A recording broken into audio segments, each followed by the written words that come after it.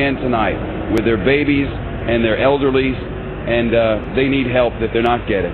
That's the fact in New Orleans tonight, Sean.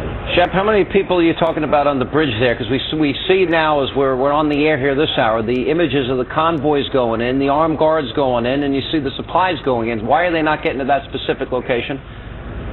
I don't know. Yeah, but we know for a fact that and how many people specifically are there? Hundreds and hundreds and hundreds and hundreds of them. See, the thing is, people don't know where to go now. They're not being told where to go. 2 days ago, I was on that same bridge at exit 235 saying there were thousands of people there then who didn't know where to go. They went to the Superdome. They were told no. The federal government finally stepped up and said, no, don't go to the Superdome, but they weren't told where to go. So they sit there. It may be because they were worried about chaos in other places if too many people were gathered. There's just no answer to that question. It's one of the first stories I've ever covered where questions as simple as, why do the people on the easily accessible bridge not get food and water, and don't even get instructions of where to go to get food and water and medical attention? It's the first time I've ever not known the answer to that, and I'm not sure there is an answer. There may be nowhere for them to go yet. Where do you go to get those answers? Who's in charge? Who do you ask? Where do you go to get information? I don't know, Sean. There's a command center here, and I guarantee you they're doing their dead level best with what they have to work with. There are lots and lots of rescue workers in town. There's lots of food, but there are lots of people who are not getting it. And why is that? I wish I knew, Alan and Sean. I don't know.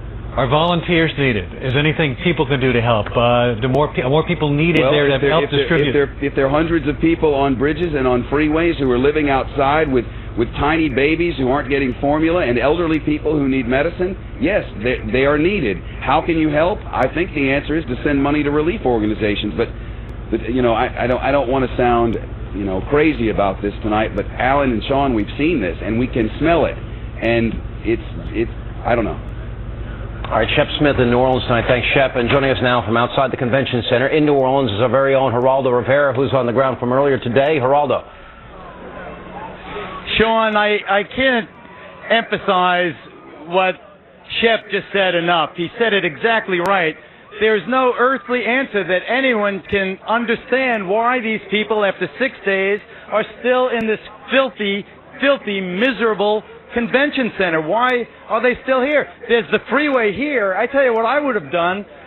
What I would still do, I would say, let them walk out of here. Let them walk away from the filth. Let them walk away from the devastation. Let them walk away from the dead bodies in here. They say they're on the second floor in the freezer. I've been on the first floor. It's like Willowbrook in there. I'm telling you, Sean and Alan, this is, you cannot deny that it's 6 days since this natural disaster befell New Orleans. What has happened since is as bad or worse than what Mother Nature did. It's just, I mean, I can't understand that. I've only been here in Louisiana for less than a day. I left New York yesterday. But coming to the convention center, it is as if time stopped. It's as if I'm back and it's Wednesday. I saw Fox News on Wednesday, and people were here at this building, the convention center, saying, get us out of here, help us, help us. And now it's 48 hours after that, and the people are still here. None of them, as far as I know, not a single one has been bussed out of here. They're all still here. Why is that? God, I wish I knew. I wish someone could tell me. Where are the buses?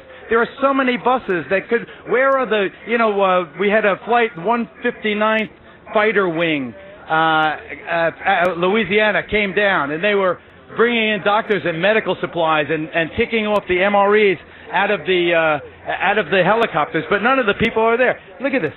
Look at this little baby. There's so many little babies. Here. Sorry, how old is this baby? He's 15 months. 15 months. Okay. I got a baby. I have a baby, and you see, there are so many babies here. It's just not. I mean, it's not. It's not a question of objectivity. It's a question of reality. This is how do you I don't know, man. Let them walk out of here. Let them walk the hell out of here. Let them get on that interstate and walk out, walk someplace, walk to the Walmart on the other side of the river, walk to some other town, walk someplace where you can help them. All you got here is thousands and thousands of people who have desperate needs 6 days later. These people in the same clothes. Where do you think they're going to the bathroom? They don't wash their hands. They don't wash their face. These babies. What the hell? All right, Geraldo, hang on right there. Chef, we go back to Shepard Smith is also in New Orleans. Shepard. They won't let them walk out of there because I'm standing right above that convention center. And what they've done is they've locked them in there. The government said, you go here and you'll get help. Or you go in that Superdome and you'll get help. And they didn't get help. They got locked in there, and they watched people being killed around them, and they watched people starving, and they watched elderly people not get any medicine. And now they know it's happening because we've been telling them repeatedly over and over every day. And you know what they're doing now? And I'm not blaming anyone. I'm telling you what's happening. They have set up a checkpoint at the bottom of this bridge. This is the bridge that takes you from New Orleans over into Gretna, from Orleans Parish into Jefferson's Parish. It's the only way out. It's the connection to the rest of the world. And they've set up a checkpoint, and anyone who walks up out of that city now is turned around. You are not allowed to go to Gretna, Louisiana from New Orleans, Louisiana. Over there, there's hope. Over there, there's electricity. Over there, there's food and water. But you cannot go from there to there. I think the government will not allow you to do it. It's a fact. I want to get some perspective here because earlier today the images. That is perspective. Hang on a second. That is all the perspective you need. Hang on a second. I want to get perspective in this sense. That earlier today Fox was showing the images of the convoys, of the people getting in there. With the convoys, there was food, there was medicine, there was water, and there were supplies. So obviously we are getting a lot closer than we were. So what is it going to take? What is the time frame? Is anybody saying that we're going to get that was going in there today to the people that you're talking about? No idea. No idea. Okay. Because that's what needs to be done. Obviously, it's clear that there is an effort. You hit the nail on the head. We've been saying that's what needs to be done every day. Everyone here knows that's what needs to be done. I'm sure every caring human being who is out here volunteering his time, or who wears a badge for a living because he loves his fellow man, or who goes out to fight fires because he loves his fellow man, wants people to get help, but they're not getting it. All right, we'll go back to Geraldo. Geraldo, you there? Sean, look. Sean, just take a look. Take a look. I want everyone in the world to see 6 days after Katrina swept through this city, 5 days after the levee collapsed, this baby, how old is this baby? 10 months old. And where's your missing twins? Yes, this is my youngest grandson, and this is their brothers. We got separated. All right, they're separate. I hope to God, I'm so glad they're not here. They're not here. They're not here at hell on earth. But here, hold this, honey. What's your name? My name is Anna Lee. Okay. Look in the face of the baby. This is it.